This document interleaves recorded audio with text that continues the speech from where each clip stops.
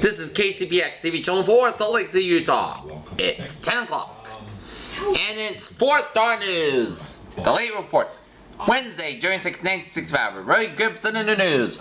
Bob Welty in the weather, and Paul James reports. Who now? Roy Gibson. Well, everybody on this Wednesday, during 1965, here's what's happening.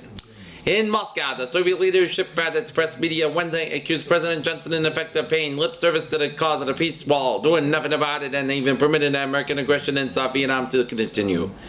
This was a gift of commentary on the State of the Union message, which appeared in Wednesday evening's government newspaper Izvestia. The article was, signed commentator as signature reserved for statements regarded as only slightly less official than a declaration from the foreign ministry. Washington, Senate Minority Leader Irvin M. Dirksen, Republican Illinois, blocked efforts to Senate liberals Wednesday to launch their latest battle to make it easier to cut off the filibusters.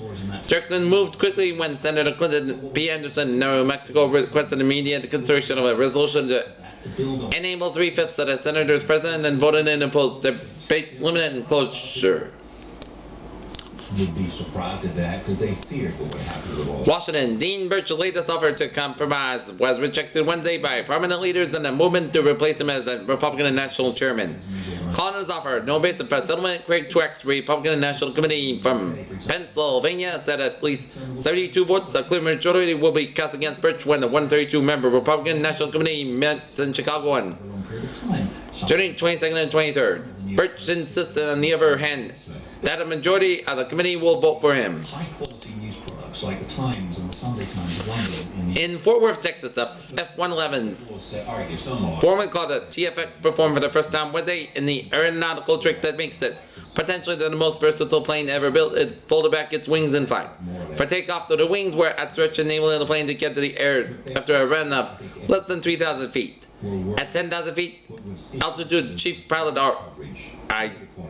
L. Johnson pushed the device that swept the wings back in a stage of maximum 32-degree position. In Washington, administration officials expressed guarded optimism Wednesday night that a solution to the South Vietnamese political crisis was mission and with restoration of a unified government under civilian control. The military civilian factions were purported to be near an agreement for ending their 3-week-long struggle for the control over the government. In Saigon, the communists Wednesday credited Red Annie Oakley with shutting down several enemy aircraft with a rifle. Deriding the U.S. and South Vietnamese air power, Viet Cong radio said that a sharpshooter is a mountain girl who took advantage of topographic and planetary opportunities. American military of 40 days here said that they announced that the plane could be done by a rifle fire. Washington, President Johnson will begin following the State of the Union message on Thursday by asking Congress to approve a vast program to conquer disease and provide Medicare for the aged. The President's health plan will be the first of 5 special messages Mr. Johnson plans to submit to Congress for its inauguration on January 20th. An architecture of your own mind that has a political point of view. In Jakarta, Indonesia, the Red China and the Soviet Union made Indonesia a diplomatic battleground Wednesday. The Chinese-backed Indonesia decision to withdraw from the United Nations and Russians opposed it. Communist China Ambassador Yao Shengming, Trice and Foreign Minister Subnauder to communicate Peking's backing. A foreign ministry spokesman said Yao obviously informed Subnauder and about Communist China's solid support to Indonesia's stand made earlier in Peking. In which it treats people, and we take that very, very seriously. London British blue bloods get more divorces than is generally realized by a survey of the London School of Economics indicated Wednesday. The school's population investigation committee found that frequency of divorces among higher than the nobility or than any other class of the society. What is more loftier the title, the higher the likelihood of divorce. The frequency of divorce among nobility is 24.2%. Multiple divorces became commoner the higher up the social state the scale of which records climb. 1 in 68 baronets have been divorced at least twice, 1 in 43 barons and 1 in 27 viscounts, 1 in 19 earls and marquises and 1 in 7 dukes. I really can't think of why it should be the twice married Duke of Argyll said with a puzzled air. Phoenix. A burglar used an heavy tools whip through a brick wall with a lumber company and hammered throughout 3 layers of bricks early Wednesday to reach the safe. Before Trying to break it open the safe, he must have spotted a sign hanging in its door and was like, the safe is not locked, it was also empty. Now, in digital format. London. It was the hottest day of the year in London Wednesday, so the young man took off his clothes and strolled naked down the East End shopping street with a loaf of bread under the arm. Traffic halted and passersby hooted until police them Pounds, dollars. decided to take the matters in their hands by taking a stroll to the hospital for a mental examination. The temperature of 42 degrees made it hottest in 6 days of 1965. Los Angeles, the possibility of preventing brain infections by attacking viruses before the reach the brain has been reached and raised by two Philadelphia researchers. Such an infection is called encephalitis, a brain fever. Doctors estimate that about 1 in 1,000 cases of measles develops in the encephalitis, which can kill or cause severe subtle forms of mental retardation. There's no specific measurement for encephalitis treatment that is due to the measles virus, probably the most common culprit of other viruses also can cause encephalitis. The Philadelphia work raised the possibility of developing a specific treatment that might reduce the mental deterioration and death toll. Doctors Elizabeth E. Forth and Richard C. Stewart have reported in the current Journal of Immunology a drug called Either in print or in digital, but especially in digital. Ior protects mice from paralysis and death due to an infection in a virus that causes encephalitis in mice. Iodor was short for lolodeoxyridine, is the first drug credited with a cure in a viral infection in humans. Dr. Herbert Kaufman of Harvard found several years ago that iodor hepatitis and herpes curatis, an eye infection caused by the herpes virus. Dr. Force, a virologist at the Smith Kline and French laboratories in Philadelphia, explained that while the drug works in a mice before the virus invades the brain, it's not effective after the virus has infected the brain. The researchers interpreted this mean that the drug achieves its effect in mice when viruses are the bloodstream and before they settle in the brain. A man is suspected that the virus in the blood stage also takes the place before the invasion of the brain, and in this case, a drug that could dispose of the viruses while still in the bloodstream would have much promise, Dr. Ferron said. But national newspapers. Where does that fit into? In Fort Lauderdale, Florida, signs spotted Wednesday on a Fort Lauderdale's driving restaurant marquee. As long as there is a final exams, there will be prayers in our schools. I'll have the local scene of the local report after this. Traditional American newspaper model, which was the big city newspaper model. You had, the San Francisco Chronicle and the St. Louis Post-Dispatch, and every big city had, and every medium-sized city had, and every town had its own newspaper. And those newspapers in the pre-digital Commercial.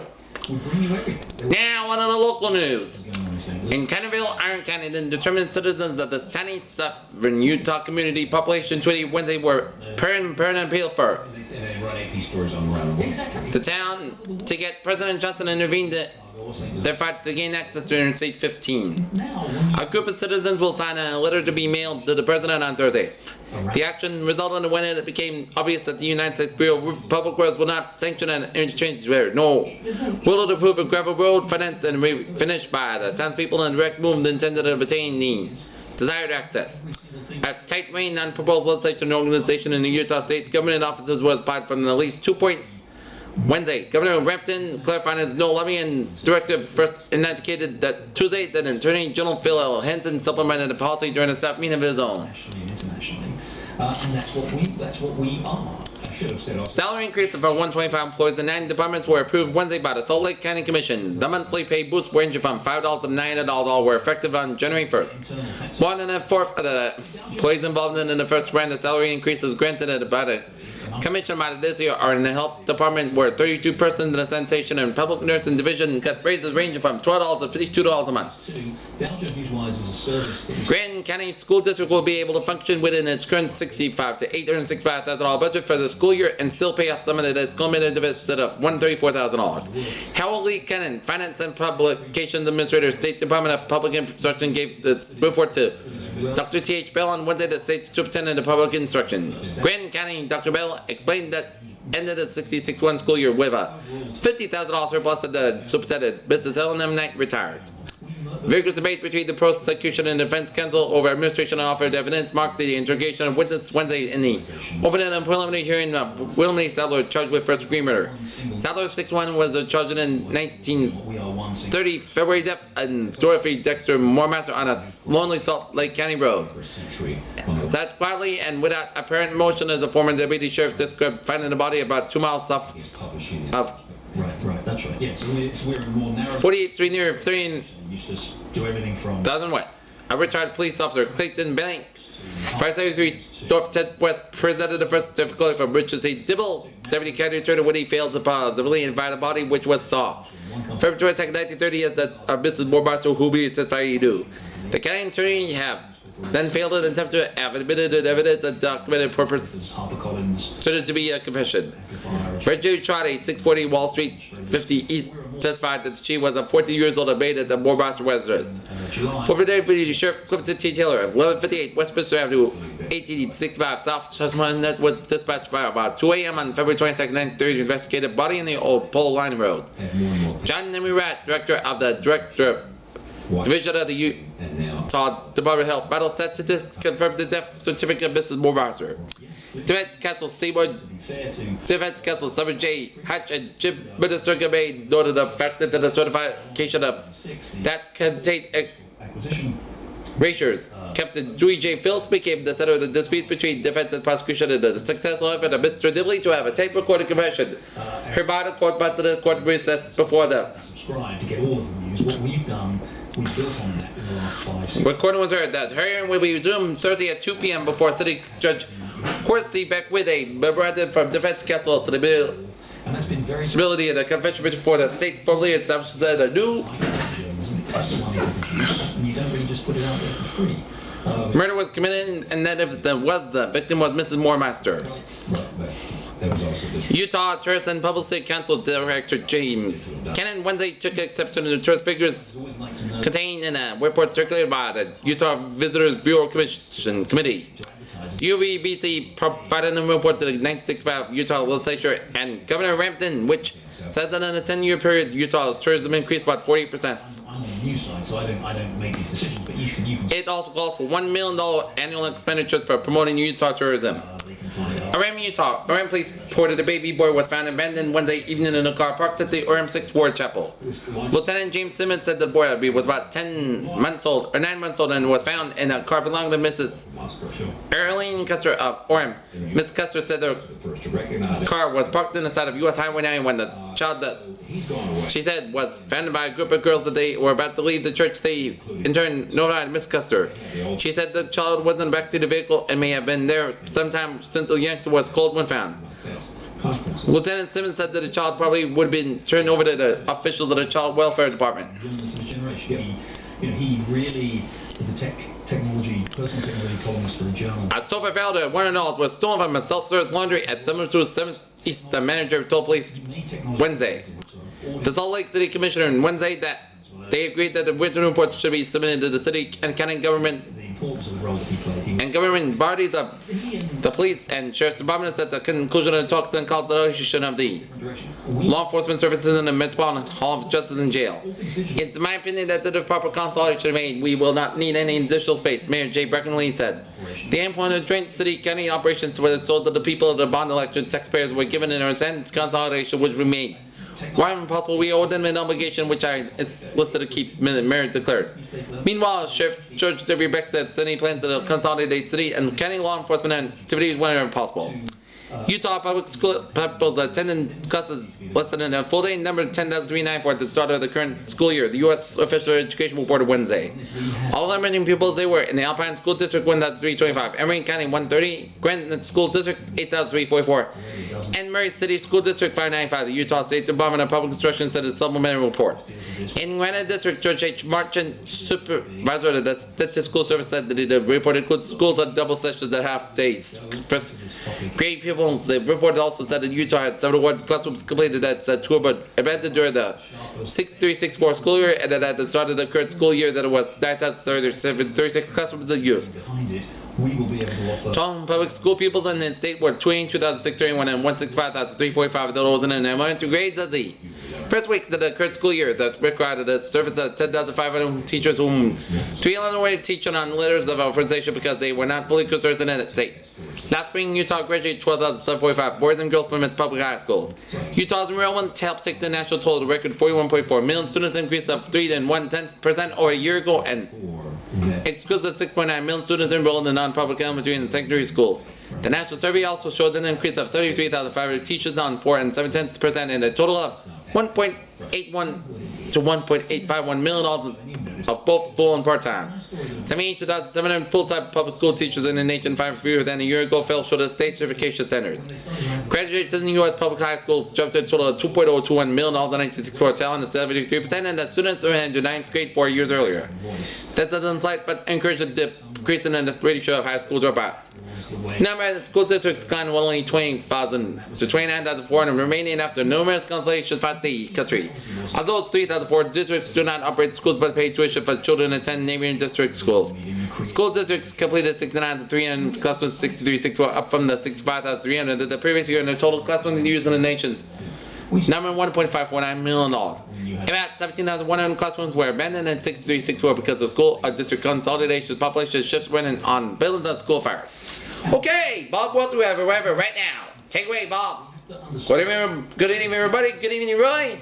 Current conditions at 10 p.m. Awards at Salt Lake at 10 p.m. on this Wednesday, June 6, 1965. We got temperature 47 degrees with a dew point about 24 degrees, humidity 41%, barometer 259 inches, visibility 30 miles, wind south about 27 conditions, clear skies.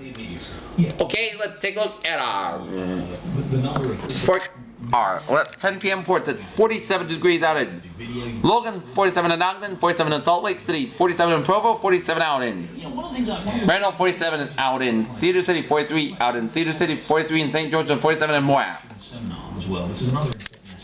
Weather forecast map. Thursday indicates cloud skies on the most into the mountain region, and rain and snow will be scattered over the area. Temperatures will be a bit colder, and it is much warmer in the southeastern portion of the state, and rainy up in the coastline from Northern California coastline down from Oregon and Washington coastline, while inland snows in eastern Washington, Oregon, searching and Idaho down from Montana, and the rain showers in northeastern portions of eastern portion of North Dakota down to northern Minnesota. So okay, our sunrise tomorrow morning about 7:32 a.m. Sunset tomorrow evening about 5:14. Salt Lake City forecast will go like this. For most cloudy Thursday, rain and snow mainly in the afternoon with snow continuing Thursday night. Podcast skies to cloudy skies Friday with periods of snow and turning colder Thursday afternoon and hot.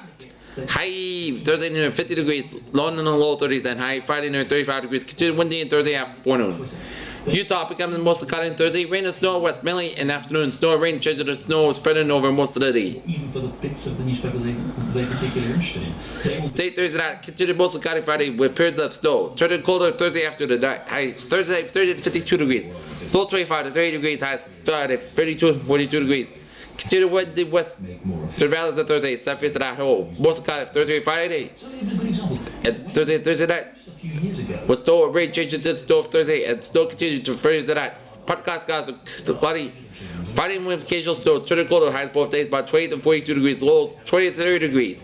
Southwest of Idaho, cloudy with rain changes to snow Thursday and some snow conducted Thursday night. Part cloudy Friday with a scattered snow showers. Colder highs of both days 28 to 30 degrees. Lows 20 to 30 degrees. Eastern Nevada, cloudy with snow. Rain changes to snow. Part cloudy to cloudy Friday with snow showers. Colder highs Thursday 36 to 48 degrees, low 24 to 34 degrees, and highs Friday 30 to 40 degrees. Wyoming considerable cloudy this Thursday with scattered light snows west. Locally windy part cloudy Friday with snow flurries in the mountains, Colorado north and west on Thursday afternoon and night and southwest on Friday. Highs Thursday 30 40 to west and 45 55 east and 25 35 about it. Summary and general cloud cover persisted over the mountain region. Wednesday is a strong low pressure system. If you click on a story which links to a Wall Street Journal. Long coast pumped up moisture system left over the region.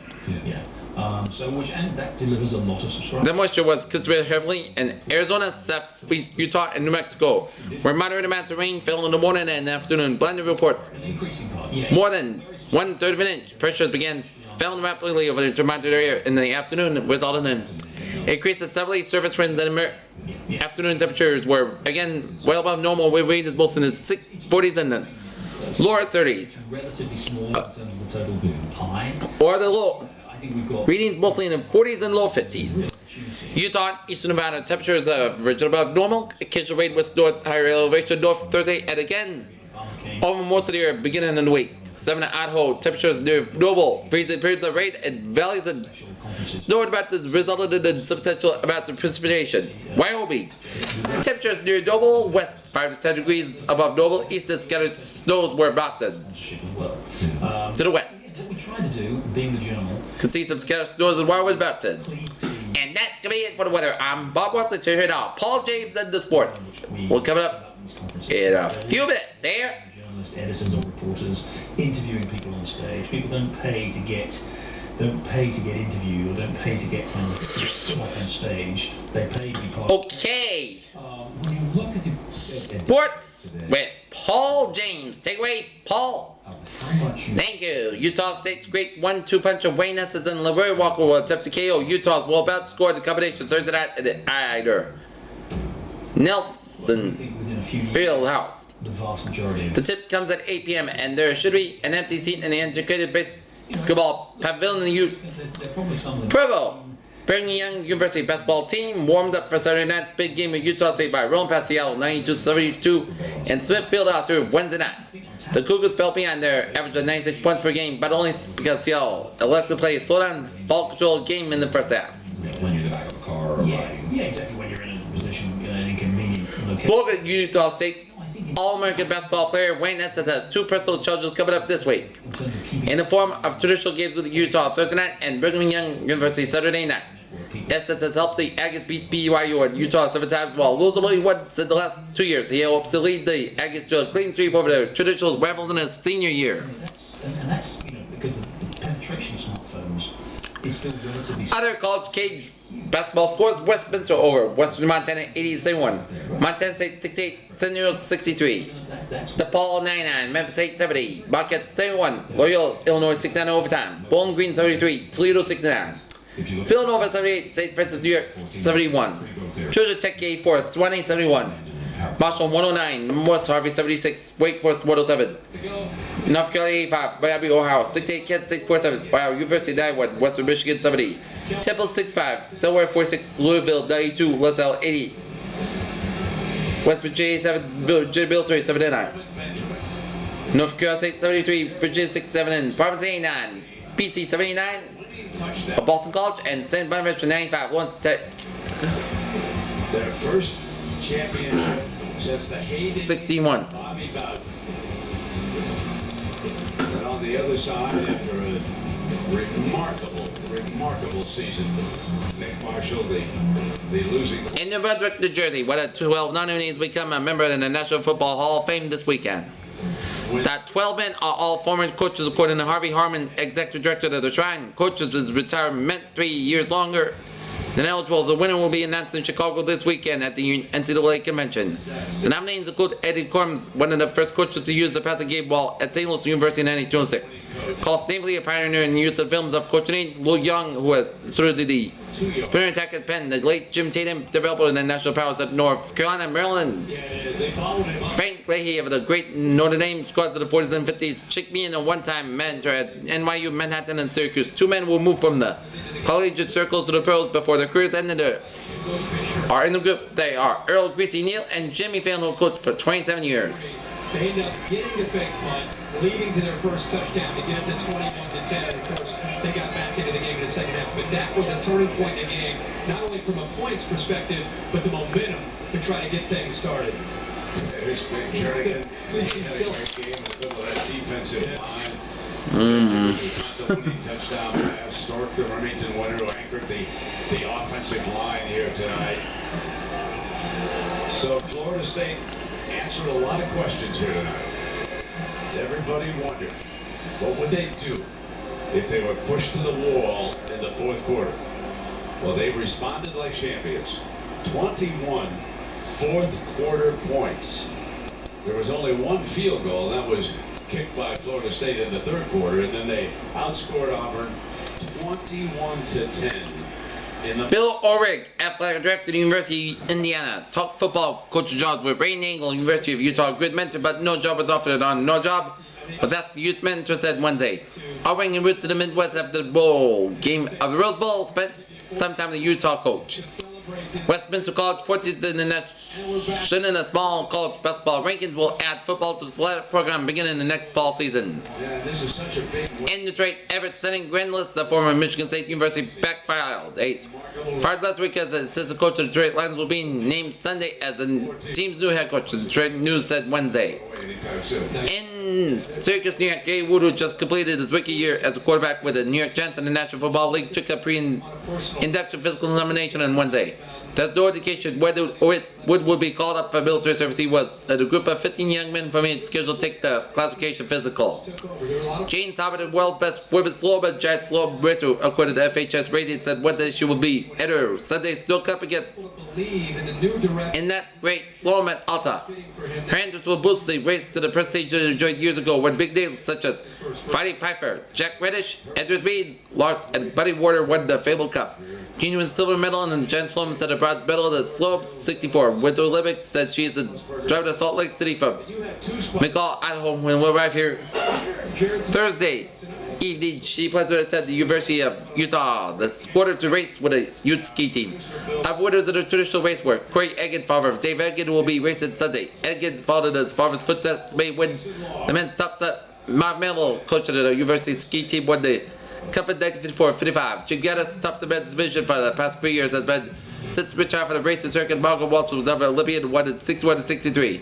Morgan Korean Confrata from the University will give Gene some tough competition on the tricky course with the 1 mile light for the 2,000-foot vertical drop from 35 to 50 gates. Sponsored by the Salt Lake JC Ski Club. The race will start at noon.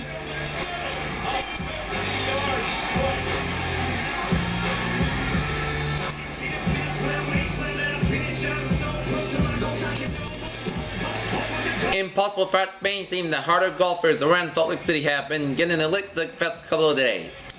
Rose Park's courses has been open for 2 days with all playing the regular greens. The 40 or so golfers at Wednesday reported a course in great shape. Nibley Park opened Wednesday also with the regular greens and the use of golfers who forgot it was January, and also that everything was just about perfect for January. It probably was.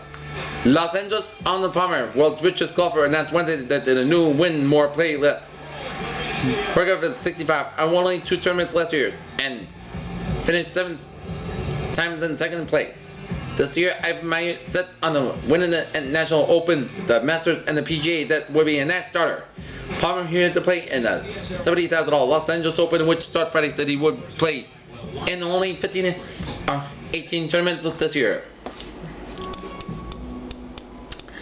Paul Rose, superintendent of the Salt Lake County Recreation Department, has been busy all week taking registration for a women's adult ski program to start Monday at 10 a.m. in Brighton. Toronto's most recent housewives. True to this most recent entrance are housewives Mrs. Donald Hurst and Mrs. Gary F. Harmon will be dropping their domestic duties for a day to learn the final points of skiing. Actually, both have been skied before, but because of the small children, they haven't skied as much as they would like to. Mrs. Hurst skipped 9 years while devoting time to family. She says her oldest child at age 14 that skis her now, and Mrs. Harmon will be putting a young boy 5 to skis this year. So the skis class has been given both women and the church to have been looking for the opportunity to get out of the house to ski. You get it with competent instructors. They pay $21, which includes 6 2-hour lessons on consecutive Mondays and they give it all-day lift pass. Lessons given by instructors about the K Smith Ski School can be made up to nursery. Accommodation will be provided at a normal fee. Our nominal size. Anyone else interested in entering the program should register at the Salt Lake County Recreation Department, 5137 South State, Mary, or the Senior Citizens Resource Center, 237 South 10th Street. East. Magnus swimming classes for beginners. Events begin noon minutes. Begin. Let's get the NBA scores here. Boston defeated St. Louis 120-106. Philadelphia over San Francisco 121-103. Baltimore 129. Detroit 121 with Cincinnati 116. New York 102. We'll have one here. We renovate their Italianate style home. Big plans for it. Well, what are they? Yes. It's great. Oh, it's amazing. It's exceeded all of our expectations. We've got a brand new San Francisco. Bob Furyk, general manager of San Francisco Warriors, staved off the latest rumor Wednesday regarding the founder in an NBA club.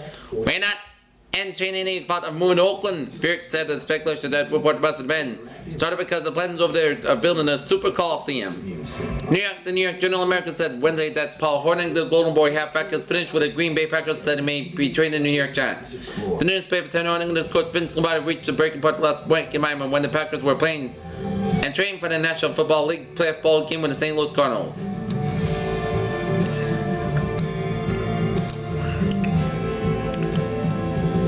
In a Cosgriff, the Salt Lake Bee general manager, Leaves first net for Seattle, where he represents for the Pacific Coast League. Will top 6 pass schedule Saturday. NHL scores: Detroit 5 and Montreal 4 and Toronto 3, Chicago 1. And that's me it for the 4-star news on this January 6, 1965 on Wednesday. Ray Gibson alongside Bob Walton, Paul James Saver. Good night. See you tomorrow. Good night.